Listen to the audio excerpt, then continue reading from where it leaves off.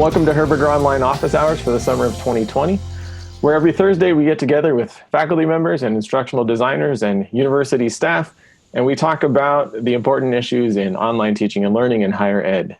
I'm Tim McKean, instructional designer for the Herberger Institute of Design and the Arts at Arizona State University. Let's meet the rest of our group. Hi, my name is Tina Cipolla, and I work for financial services. I am the training specialist senior, and my job is to develop all of the training that you see for the financial management system. So anything that's associated with Workday, I probably had a hand in it. I'm Michael Compitello. I'm the new professor of percussion at ASU in the School of Music. And my job is to teach individual percussion lessons, teach percussion ensembles, and manage the percussion faculty and the staff and the instruments in that area in the School of Music. Hi, my name is Rebman, and I'm an assistant professor at St. Louis University. I teach English to international students. Welcome, everybody. It's great to have so many people here. For those of you that are new to Herberger office hours, each week we post out a resource. And this week, the resource that we posted out was an EdSurge podcast entitled "What a Forgotten Instructional Fad from the 60s Reveals About Teaching." And it's talking about the system of PSI, Personalized System for Instruction. So we'll start there and we'll see where the conversation goes. Randy, what was one of the big things that stuck out to you or you felt was important about that idea of PSI?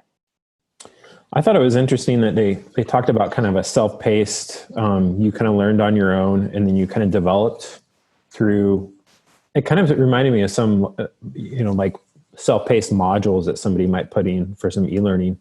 But I was kind of like shocked that it fell out of favor because right now that sounds kind of appealing. Yeah, one of the things that I thought was interesting was the question that was posed about, is this idea that something that is self-paced, does being self-paced make it personalized? Or, and one of the criticisms of that form of instruction, and for anyone watching that hadn't seen the article yet, the PSI was a model in which the students would read, watch a video, do some research on their own and do some work on their own, and then go take a test with a proctor that would then, once they passed that test, they'd move on to the next module. So it was very self-paced. If you were familiar with the material, you could move through it quickly. If you needed more time, you had more time. And it was the author or the creator of this approach was Fred Keller. And he was actually colleagues with B.F. Skinner that we've all learned about in our ed psychology classes of behaviorism, right? And so kind of embodying this idea that if we create a pathway with many small rewards, and that's the way he was looking at these little assessments of you take a test, you pass, you feel good, you get a shot of dopamine, and you move on to the next module. And so this idea that taking those tests, getting those rewards and moving on would reinforce the learning because now you've had a success and you're going to be more motivated to go past the next one and then go past the next one. And as Randy referred to, it kind of fell out of favor really fast because students came back and said, actually, this is more impersonal because we're doing all the work ourselves and we're not having that kind of interaction with the instructor. So I thought that was interesting that something that was created with the intention of being personalized actually came off as being less personal. One of the things that I was thinking about that being at least in some of my courses, when we transitioned to remote learning, there was a lot of students who made the comment that it just felt very impersonal. And I think because a lot of instructors were new to putting things online and maybe there wasn't as much emphasis as trying to lower that kind of psychological distance between the instructor and the student or have kind of more, I guess, touches, if you will, to personalize some of the content, that it just felt like, here's some content, do it. And so it seemed like that personal touch was lost a little bit. And I could kind of see the connection between that and what kind of happened in the quick remote transition that happened in a lot of universities. Mm-hmm. I'll just chime in. This feels like a incredible musician nightmare. I had no idea that I was supposed to prepare something for this. Oh no! So I'm sorry. No, it's okay. My complete incompetence. But I do know something about PSI, maybe not from this article, but it's remarkably similar to how we frame individual music lessons, which is that, at least in the States, in Europe they use a different model, but in the States we basically, it's paced by the development of the student. You know, if I assign you to work on something and you learn that plus the next 10 things, then we do those 11 things. And if you don't do that one thing, well, then we stay on that one thing. And while it does have its rewards, meaning that it does seem incredibly personalized, for me, at least in terms of in-person teaching, the downside is that it relies upon the intrinsic motivation of the student to an extent where you run the risk of having a very low output of material. And that's been, for me, at least in the last semester, at least in my previous position, it was exacerbated by online teaching, which is very challenging for individual music lessons or group music lessons because of the issues of long-distance fidelity, of audio quality, of generating content, of scheduling, of instrument access. And so what I found is that I actually switched to a model that was basically the inverse, where I required much more standardized content among my students because I could just see their psyches sinking and I could see them getting lost. And I wonder if that's similar to what this podcast talks about in terms of the perils of this type of educational model, is that this idea that you can really get lost. And it seems like it was made worse by going all digital, at least in terms of music, where I was not teaching in a classroom setting to begin with.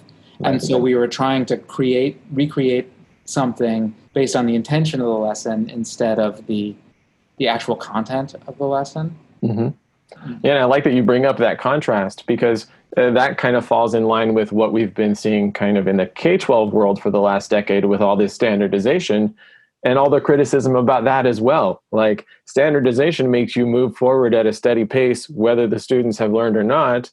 This formula tried to gear itself specifically to accommodate the individual pacing needs of the students, and it was criticized as well. And it's almost like no matter what you do, nothing's going to make people happy.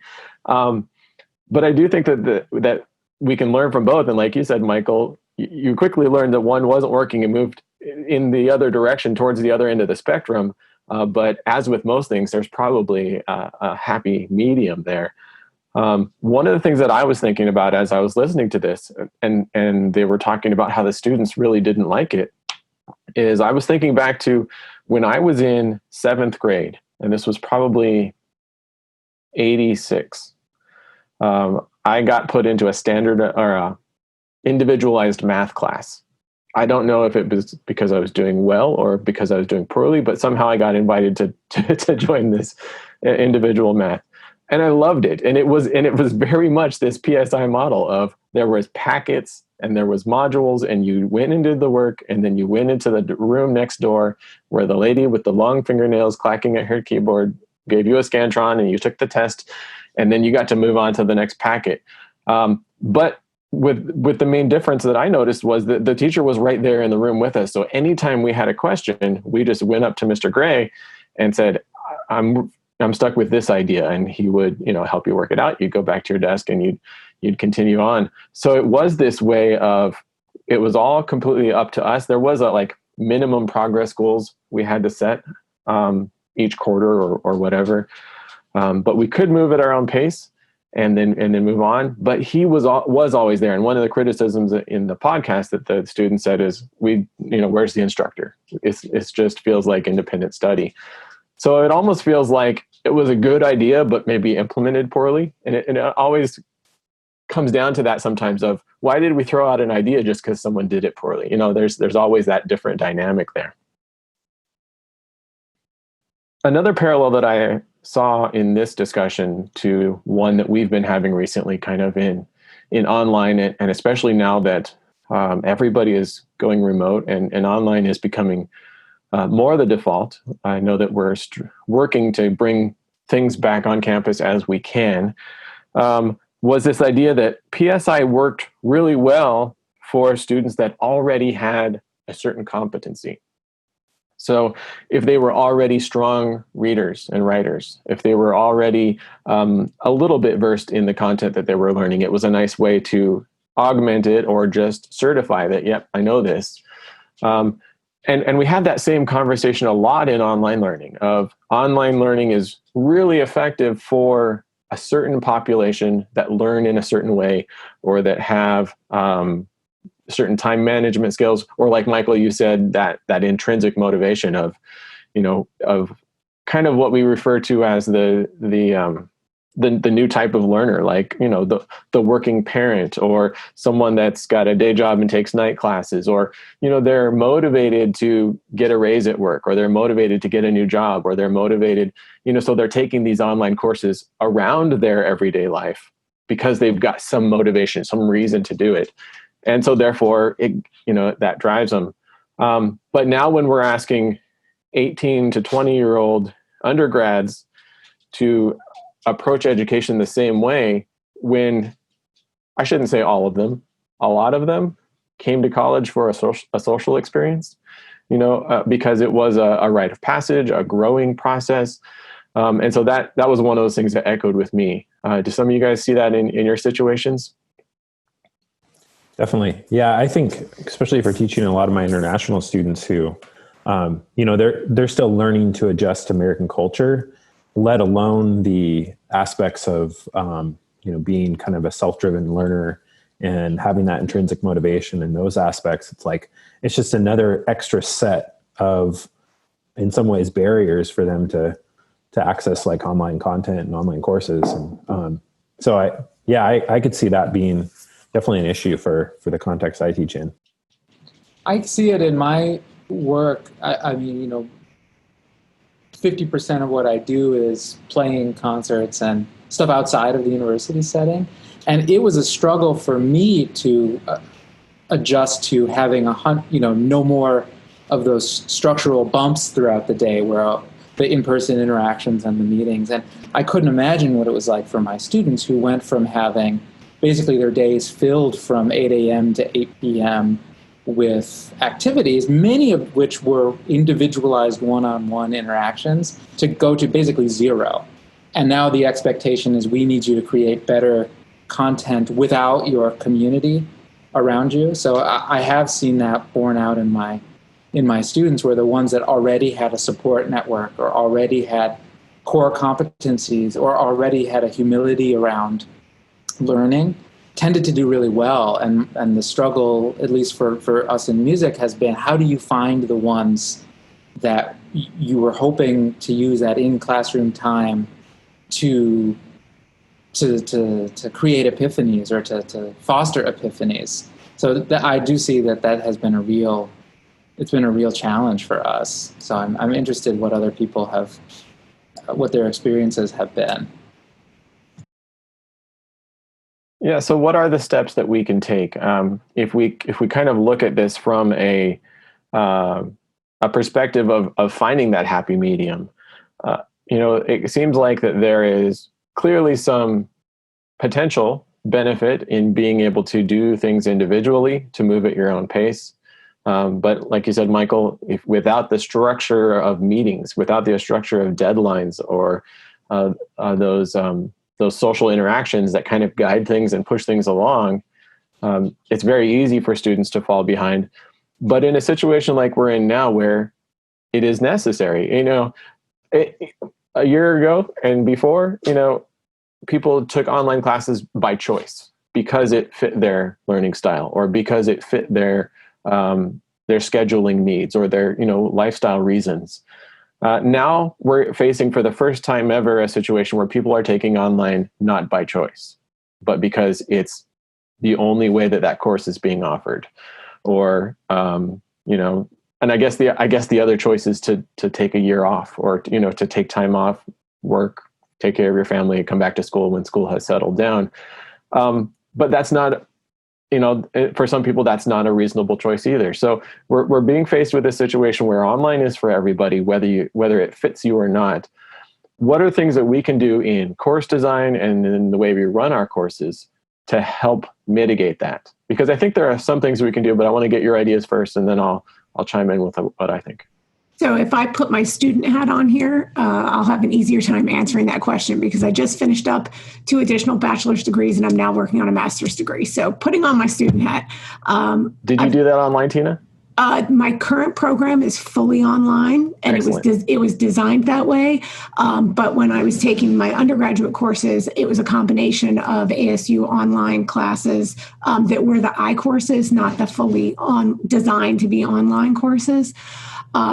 And I have to tell you, as a student, I saw a gigantic range in quality of the classes. And that goes for both the undergraduate and now in the graduate program, which is supposed to be, it was designed to be fully online. And even in the couple of courses I've taken so far, some of them, the instructor is very present in the course and they make themselves present. And in my opinion, that changes the nature of the thing entirely. I have, at the undergraduate level, I had a course where the professor, we never once saw a recorded lecture. I didn't know what she looked like. I never heard her voice for the entire semester. And this was a 15-week class. And it was terrible. I mean, it was, read this chapter, do a discussion post, take this test. And the test was, machine graded. There was no feedback. There were no papers. There were no even essay questions. It was just multiple choice. It was just terrible. So I got through 15 weeks of this class and never knew what the professor's intellectual interests were, what her research was, nothing. But, on the opposite extreme, I took some classes in the anthropology department where they had this whole online lab set up that was just super cool. And there were, multiple weekly recorded lectures. And of course, the lectures are way shorter than a classroom lecture would be. They're not, it's not the professor going a full 55 minutes of lecture, but it's really helpful to meet the professor that way. I've seen it done really well. I have a class right now where the bulk of the activities, you do them by yourself, but every Tuesday night, the professor has an open hour where you can just call in and just chit chat for an hour, ask any random questions. And she's just there on the Zoom session for the hour, and whoever can call in does. She records it. So if you can't make it, you can listen to it later. And to me, that really personalizes the class a lot. And even though we're doing we also have group work in that class. So in terms of the social aspect that you just talked about, I've been able to make connections with my fellow students because there's group projects we have to work on. And we have to get together on a Zoom session. We have to get together, we got Google Docs going and all that stuff. So I feel like there are ways to mitigate the depersonalization of the online classes and make them better. I think that instructor presence is huge, and that it sounds like your story very much mirrors and parallels my background and how I got into instructional design. In my graduate course, I had, it was mostly on ground, but I had 2 online classes, and they were just polar opposites as far as quality. That one was amazing, and the instructor was, I think she lived in Ohio somewhere, and another was awful, and I think the instructor was actually local. That got me thinking of, why was one online course so bad and one online course so amazing? Obviously, and I was glad I had the 2 they weren't back to back, but they were in the same program. So it didn't leave me thinking, oh, online is perfect or online is bad, but it got the wheels turning of why was one good and one bad. And that, in all the research and all the experience I've got, what you said is exactly the key. Is it's that instructor presence. It's the connection that you have with that instructor, and it's really important to feel like, I think when you're learning online, that you feel like you're learning from a person, that you're not learning from a computer. I can go to YouTube and learn anytime I want to. I can go to do research and places like that anytime.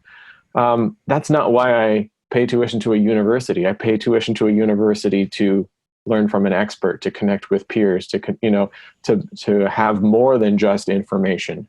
And so, yeah, I think that instructor presence, and then going back to my my experience in that middle school class, that I think that's what made the difference in that implementation of PSI versus the implementation of PSI that we saw in the article. It was that personalized, self-paced learning where I was doing most of the learning on my own, learning from these packets, taking these exams, moving on to the next packet, but the instructor was always there.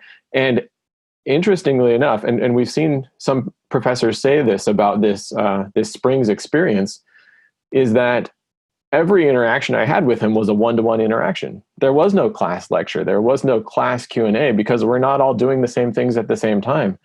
So every interaction I had was a one-to-one. It was very personal. Anything he said was just for me. And I thought that's an interesting idea. And like I said, we've seen some professors that said that same thing about this Springs experience, that they have never had so many one-to-one interactions with their students as they had this spring. And I think there's a nice energy about that.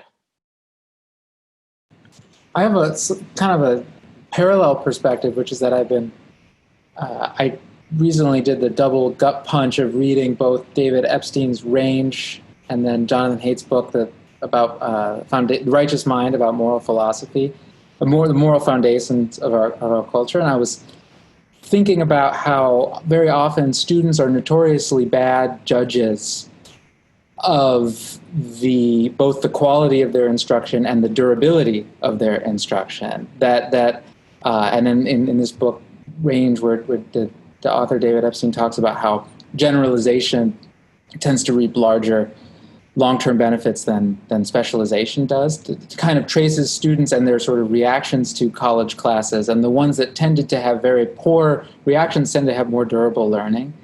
And similarly, I've been thinking about how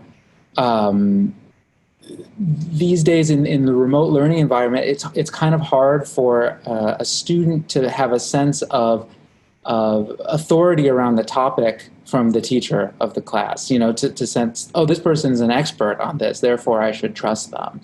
And those interactions where you sort of create the conversation around expertise and trust seem to me the ones that are the most helpful. And for me, I've been thinking about, well, how do I keep those in a digital environment? Not that you want a learning environment where it's so top-down and old-fashioned that you do not question the instructor, but rather one where the students that feel as though they're floating with absolutely no interaction or no guidance have a sense that, oh, here actually there is somebody that I can direct this towards that might know slightly more about this than I do.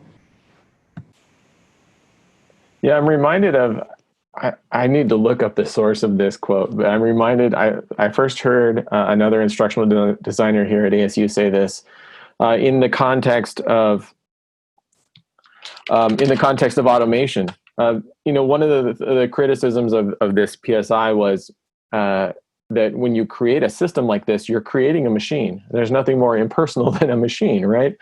And kind of that same idea of automation. But what they said was that we should automate everything we can so that we can put more focus on the things we shouldn't automate. And I think that's kind of speaks to what you were just saying, and that kind of speaks to the different implementations of PSI, being that maybe things can be, maybe we can have, instead of a medium, maybe we have both extremes, where some things are very individual driven, and then the other extreme is some things are very personal, rather than having just that watered down, lukewarm experience of the instructor talking to everybody. There's times when I don't see the instructor, but when I do see the instructor, he's talking to me. And I'm wondering that kind of thing. And I think that same idea of we should automate as much as we can so that we can, I think the same kind of thing applies as we're looking at online versus in person, or synchronous versus asynchronous. I think there are some parallels in that same idea.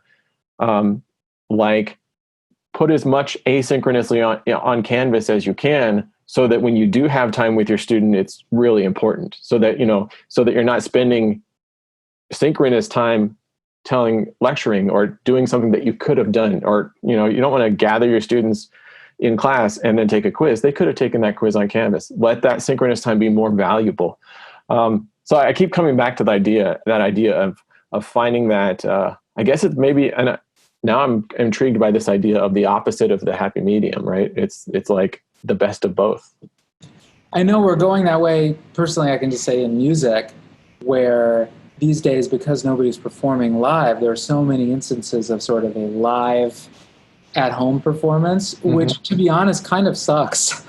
And so people are going to the extremes where either I'm going to present to you a completely not live video, or I'm going to be doing something that is so clearly individualized interaction that it can't be in the middle. So that doesn't feel, like you said, it doesn't feel like an impoverished version of something else, but rather a better version of something different, or a good exemplar of something different.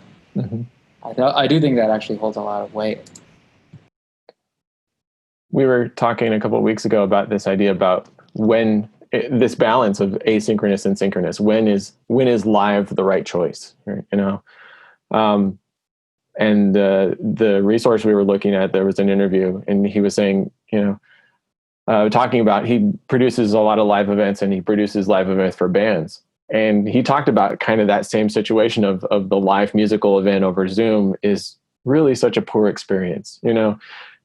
It's much better to get, if you really want to hear the music and it's really about enjoying a performance, then you download the track, you buy the CD, you get the actual produced recording. But what live can do is, like you said, it's something completely different. Let's have a Q&A with the band members. Let's, play a song and then talk about where the inspiration for that song came from, or tell some funny anecdote about, remember when we were recording that song and, the drum set lit on fire, all these kind of things that bring extra value to that live experience and that set it apart from that recorded experience, which is, like you said, truly a better musical experience. The recording is. But the live experience has more value in other ways, the spontaneity or the insider information or things like that, being able to interact with Q&A. Michael, you alluded to this other topic, and we had someone ask actually almost the exact same question. I don't know if you were queuing it up as a softball for me, but someone asked almost. No, I'm so unprepared. I'm not even monitoring the document. Oh my God. Someone asked almost the very same question, because the podcast went on to talk about this idea of, I don't know, it's golden. The podcast was interviewing a gentleman that wrote a book about higher ed. And one of the things that the podcast went on to talk about beyond PSI was this idea that students are really poor at evaluating their own learning. That it's really hard for students to say if someone was a good teacher or not. And so, and the question was raised about, how do we professionalize the teaching profession? How do we bring more structure, that kind of thing. Let me just read this question so I can make sure I'm answering it the right way. The EdSearch podcast brings up the issue of students not being effective at evaluating good teaching. Do we see this changing and moving to some type of peer review system to evaluate teaching in the online and blended environments? And so talking about how do we evaluate teaching? How do we mark what's good teaching or what's bad teaching? And that's such a hard thing. I mean, different places, different states, different school districts have and different universities have tried to implement different programs of that. I mean, the tenure system kind of is along the same lines of trying to reinforce, professional development, publishing, so that you're continuing to be up in your own field. What are some of your thoughts? Anyone can jump in here about evaluating good teaching, and especially now in the online and blended environments. I feel like I've worked at a couple different institutions now, and it's been, each place has been slightly different in terms of having maybe, a bi-yearly evaluation where one of my supervisor comes in, sits in my class, writes down some notes, gives me some feedback, and it goes into my annual performance review. But I'm the one that wrote that question because I'm like trying to imagine what does that look like in the online environment? I know there's institutions out there or organizations like Quality Matters that will look at course design, but I don't think there's not really anything that focuses on what are you actually doing in the day-to-day classes that you're teaching online. So I have no idea. I'm kind of curious what that might look like. Yeah. I was remembering there was this chapter in this book I was talking about called Range, about specialization, where the author traced all of the students at the Air Force Academy who are taking 4 semesters of calculus. And so it's a wide variety of skills. And so in each class, and so the only real control is each instructor, right? And each person has to take all 4 semesters. And they found that the students that tended to rate their professor quite low in semester 1, or who tended to get medium grades in semester 1, were the ones that tended to have the highest success rate by the end of the class. And again, this is a in-person kind of traditional lecture style math. Say the correlation again. Oh, so the correlation was exactly inverse. The students who rated their professor quite poorly in semester 1, or the professor was mean, or the professor kept on those types of levels, were the ones that tended to do the best 3 semesters later. And so the hypothesis was that learning requires a much longer tail, at least learning of some types of concepts. And so for me, it's always been challenging because in an individual lesson, you want the student to leave feeling as though they accomplished something, but knowing that the challenge is actually quite infinite. So I was thinking about that with regards to student evaluations. And in music, we always talk about how the student evaluations are so, to some extent, they're unmoored by the content of the class. But I'm wondering if student evaluations will actually become much more representative in an online model, because they might talk more about the experience of the course rather than the sort of rapport that you had with the professor or your grade. Yeah. But I'm not sure. But I just found that the challenge of evaluating teaching is exacerbated by the fact that people seem to do better when they're challenged, even if 8 weeks later they don't seem to do well in the class. That maybe later that knowledge will stick. But maybe that's only for certain disciplines and it's only for certain types of students. I'm not sure. I know that at least for us, we do the same peer review type of thing where your fellow professors evaluate you. But, the evaluations I've done, gosh, I know nothing about the oboe. So when the lesson is 98% jargon, and so to a certain extent, I think, I have no idea. Was that good? I've never been to another oboe lesson. I don't know. And maybe that's a unique challenge of teaching essentially one-on-one. And typically the students that look the most scared perform really well because they are practicing. They're actually trying to fail in the lesson, which seems to be a good learning strategy, at least for music. So to be honest, I'm really curious what other people think. I have no idea. Your comment echoes with me pretty strongly. Being a former music teacher before I came into instructional design, yeah, you'd get some vice principal or someone that was supposed to come in and give you your annual review as you're teaching an orchestra class, and this person has no idea how to teach an orchestra class. What are you going to review me on? How do you know if I did a good job or not? And it's just kind of a joke, because unless you're also a subject matter expert in that area, do you really know?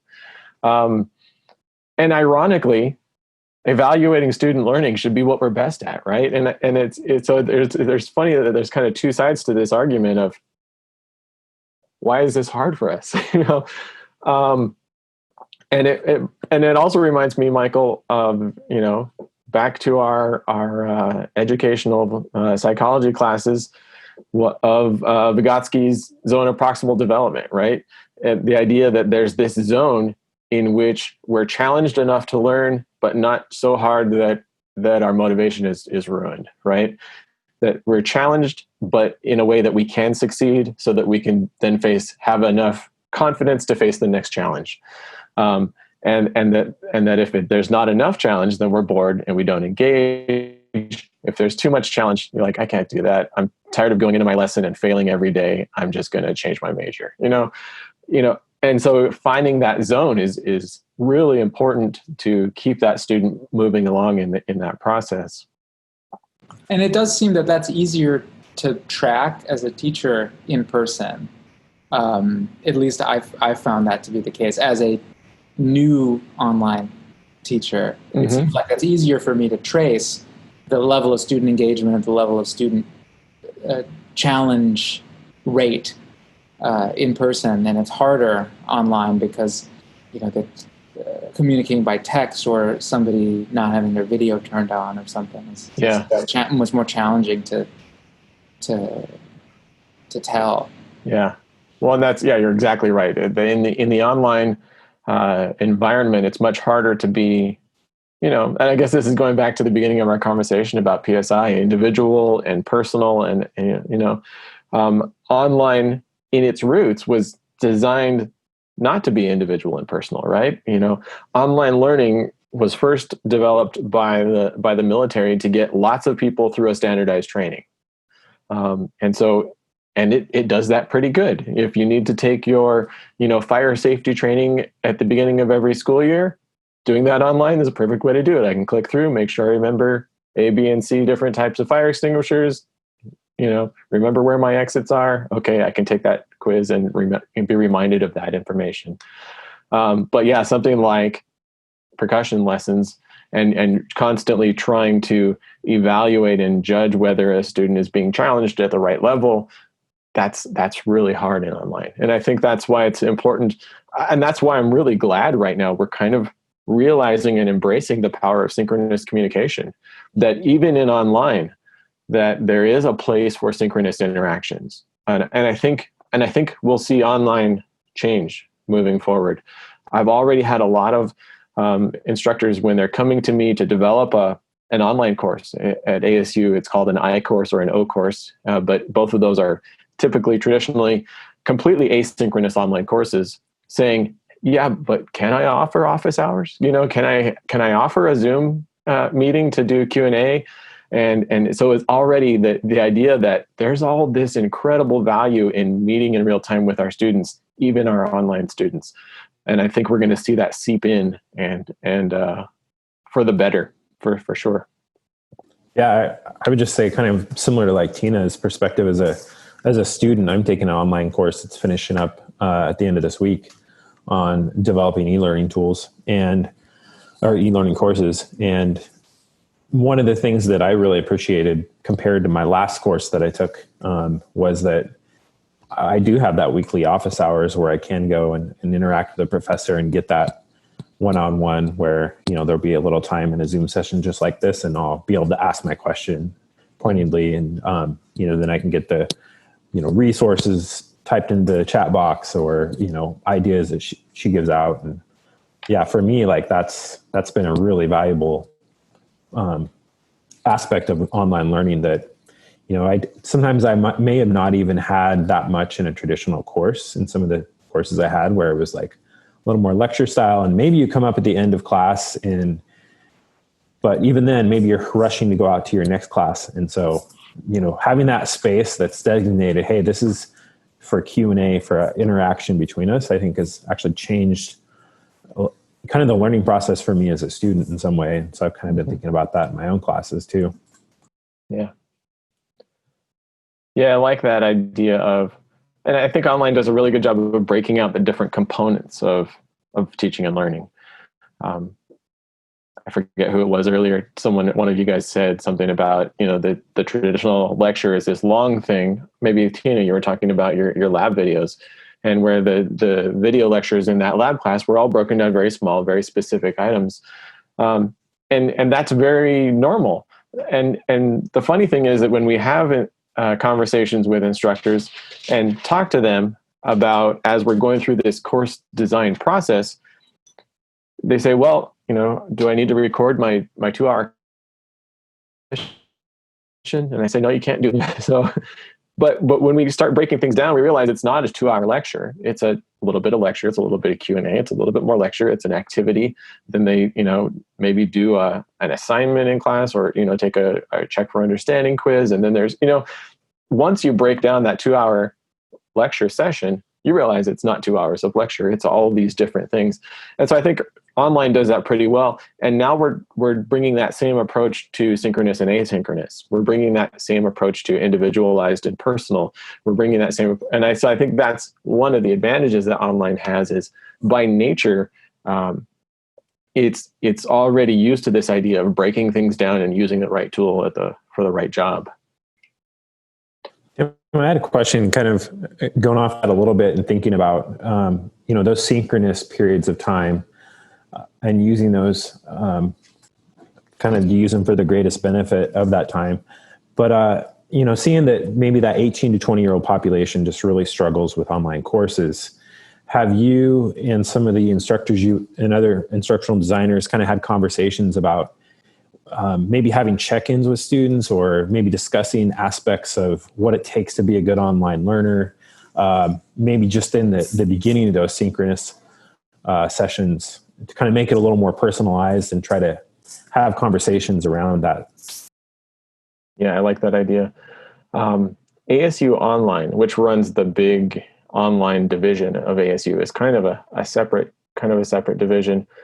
But they all, in their courses, there is a lot of that online orientation of, here's online student success, here's some time management skills that you might try, or techniques, here's different things like that. And then all of those ASU Online students are also assigned I don't know, Tina, do you know what the position is called? A student success mentor or a student success coach or something like that? Yeah, it's a student success coach, yeah. Mm-hmm.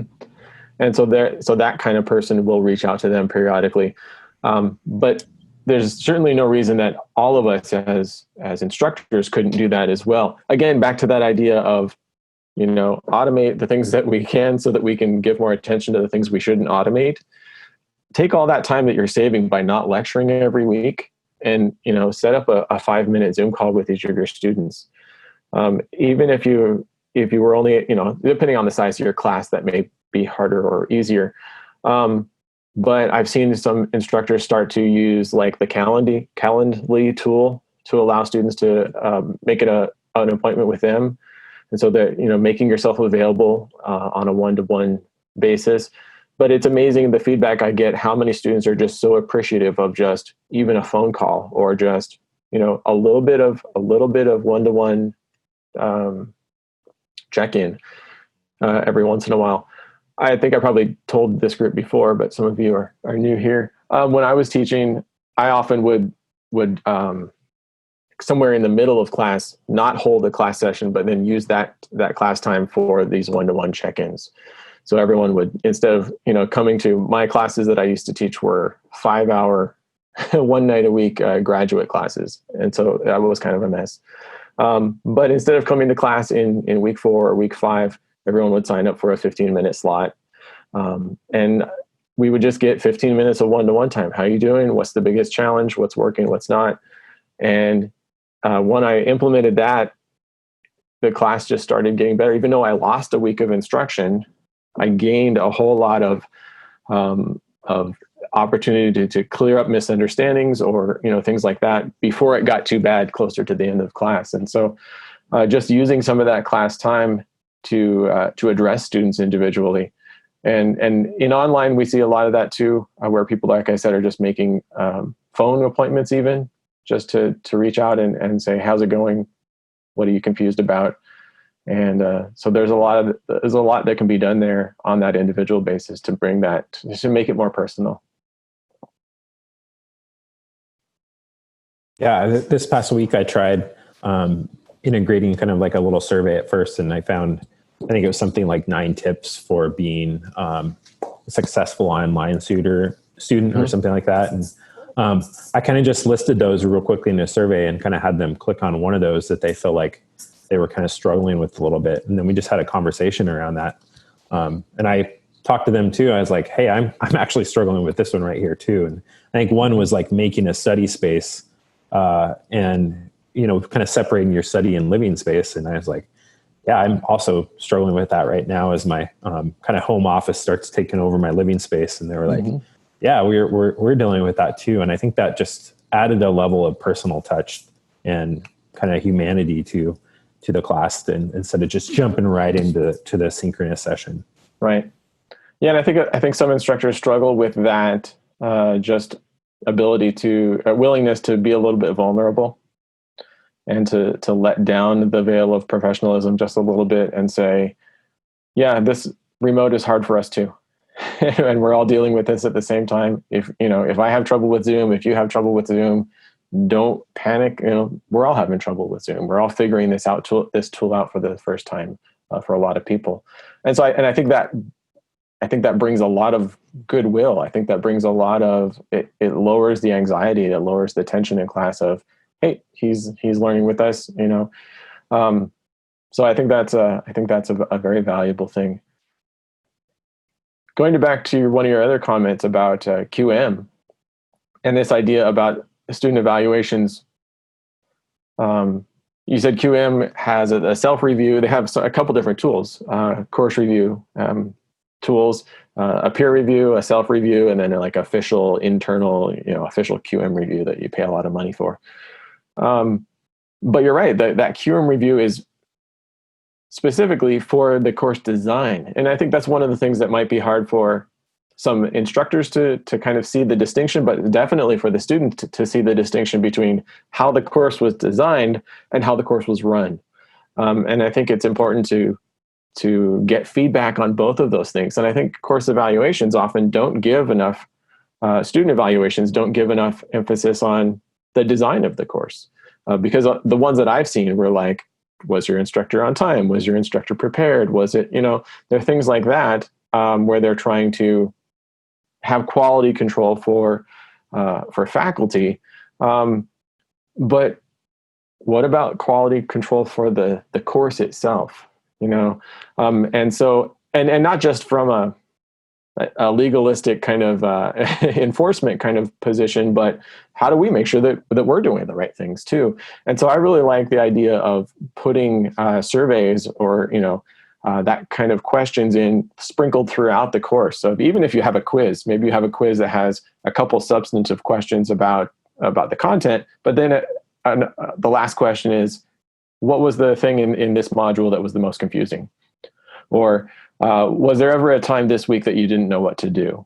Things like that are, obviously there's no right or wrong answer. So the student's automatically getting a point up on their quiz.